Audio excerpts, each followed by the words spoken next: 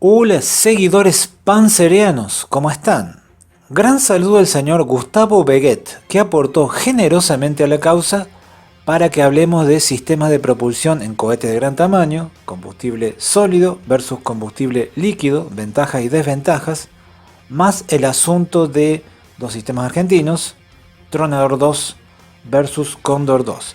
Desde ya le adelanto a Gustavo que Tronador 2, sistema civil, versus Cóndor 2, sistema militar. Ahí yace la principal diferencia. Pero empecemos con el tema de la propulsión. Combustible sólido. Bien, combustible sólido es el primer combustible de los cohetes. Y tengamos en cuenta que los cohetes evidentemente nacen en la China, no sabemos exactamente el año exacto, pero hace mucho tiempo. Después se van adaptando progresivamente para el uso militar. En Occidente podríamos decir que los impulsores del cohete militar son Gran Bretaña, que lo introduce a finales del siglo XVIII. De hecho, en el himno de los Estados Unidos hay una frase que dice: "Puedo ver el rojo brillar de los cohetes". Se trata de un ataque de cohetes de fuerzas británicas contra una posición norteamericana en la guerra de 1812. Lo que pasa es que el cohete cae progresivamente en desuso, y eso tiene una razón bastante lógica: es que la artillería se hace cada vez más potente y más precisa, los cohetes realmente no son tan necesarios. Ahora vuelven con mucha fuerza en la Segunda Guerra Mundial. El combustible sólido definitivamente es el primero que se adopta. Es un combustible relativamente sencillo, nos da una tremenda potencia, pero el problema es la duración. No podemos llegar a grandes alcances, no tenemos un tiempo de quemado largo con combustible sólido, con esta primera tecnología de combustible sólido, o la tecnología, mejor dicho, la tecnología de mediados del siglo XX. Por lo tanto, cuando quieren crear un cohete de artillería con un alcance superior a 200 kilómetros, que es ni más ni menos que el Agregat 4, más conocido como B2, los alemanes se vuelcan al sistema de propulsión líquida. Ya había habido algunos experimentos de un científico llamado Goddard en Estados Unidos, 1926 a 1928. El problema es que este hombre realmente trabaja, podríamos decir, prácticamente solo, tiene algunos ayudantes, pero no posee dinero, no tiene dinero para desarrollar sus proyectos. En cambio, en Alemania, quienes están diseñando el Agregat 4, más conocido como B2, tienen toda la parafernalia nazi, todo el presupuesto que quieran disponer. Y evidentemente eso genera resultados plausibles. En septiembre de 1944 tenemos operativo el primer sistema de artillería de largo alcance con combustible líquido. En septiembre de 1944 se pone operativo por primera vez el B2.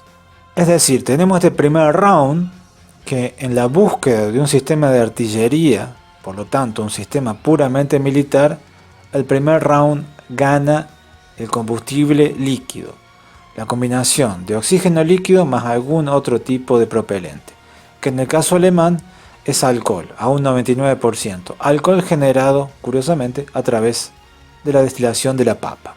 Los alemanes se anotan, podríamos decir, 3 o 4 éxitos tecnológicos bastante notables durante el transcurso de la Segunda Guerra Mundial: el primer misil crucero, la primera bomba guiada, el primer misil antibuque y definitivamente el primer sistema balístico de combustible líquido. Hay que decir que el B2 viene a solucionar todo lo que tiene que ser un cohete de largo alcance con combustible líquido. A partir de ese diseño básico, lo único que se ha hecho es variar algunos detalles. Por ejemplo, la turbobomba, o sea, la bomba que necesita suministrar una enorme cantidad de combustible líquido para generar esa llama, para generar esa enorme propulsión. Tengamos en cuenta que el cohete pesa 14 toneladas completamente lleno y necesitamos obviamente una fuerza de empuje superior para propulsarlo a la estratosfera, a partir de allí a una capa superior y a su blanco eventualmente. Para generar ese empuje necesitamos bombear 8,5 toneladas por minuto. Esa turbina giraba a altísimas revoluciones, gracias a la violenta combinación de dos elementos químicos. Lo que se hizo después, en la década del 50, en la década del 60, para simplificar los mecanismos de los cohetes, principalmente los cohetes militares de combustible líquido, es utilizar combustible presurizado.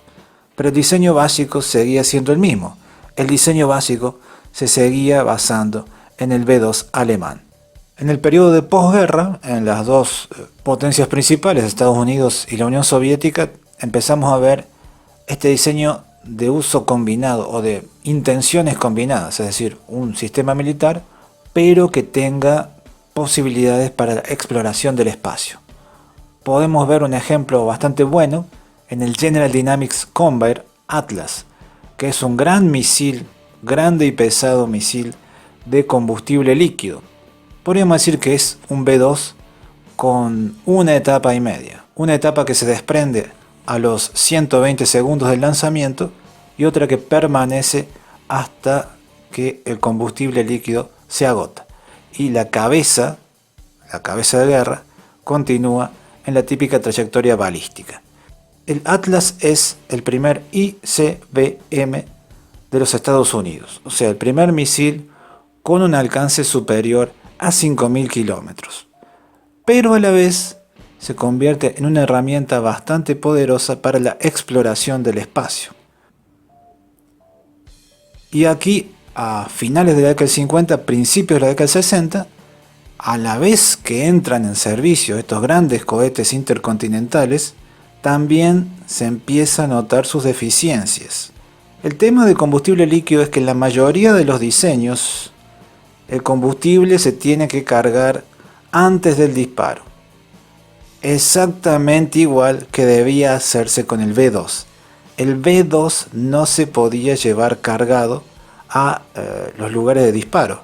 Había que cargarlo con combustible líquido, con el oxígeno líquido, el alcohol, unos momentos antes de dispararlo. Lo mismo pasa con los ICBM. Eso es una desventaja en el sentido que si vamos a reaccionar ante un supuesto holocausto nuclear que se nos viene encima con una velocidad arrasadora, la verdad que es un poco engorroso estar llenando un misil con varias toneladas. Estamos hablando que en algunos casos son misiles, son ICBM que superan las 100 toneladas en el momento del lanzamiento. Necesitan esa cantidad de combustible para llegar a la distancia que requiere el blanco. Entonces, llenar esa cantidad de propelente, aún con los mejores dispositivos en tierra, que son bastante pesados, bastante amplios, bastante caros de instalar, bueno, eso se toma su tiempo y puede complicar la capacidad de reacción, ya que toda esta capacidad de reacción, la capacidad de destruir al enemigo, arrasarlo en una tormenta termonuclear, esa amenaza, esa capacidad se basa en el asunto de la disuasión. El enemigo no me va a atacar con sus armas nucleares porque sabe que puedo convertir a su país básicamente en un desierto de película de terror. Y si yo no puedo responder rápido a esa amenaza, debido a que todos mis misiles son de combustible líquido, quizá el enemigo se piense que tiene alguna chance de escaparse a mi castigo. Quizá el enemigo piense que mis ICBM son buenos para películas de propaganda, pero no tanto en el aspecto operacional. Y si son un poco incómodos los cohetes de combustible líquidos preparados y disparados desde tierra, ¿qué decir desde un submarino? Los submarinos con cohetes o misiles de cabeza atómica son la herramienta más poderosa de disuasión porque justamente son los más difíciles de detectar, no como los silos que todo el mundo, gracias al reconocimiento satelital y aéreo, puede identificar dónde están y puede marcar en un mapa en cualquier sistema de navegación, por más primitivo que en esos tiempos sea. El cohete que va en submarino, la verdad que el combustible líquido es algo realmente incómodo. Los rusos lo usan de esa manera hasta prácticamente finales de la década del 70, tendrán varios incendios, varios accidentes. Los norteamericanos se deciden meterle todo el presupuesto a la tecnología de los combustibles sólidos.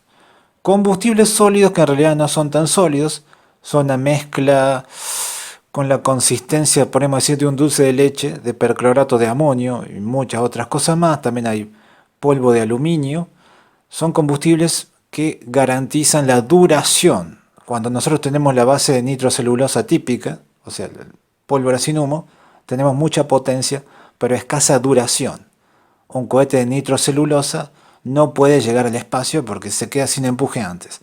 Por lo tanto, estos combustibles sólidos van a garantizar que nuestro misil balístico o nuestro cohete de exploración tenga una capacidad de ser disparado con mucha menos preparación.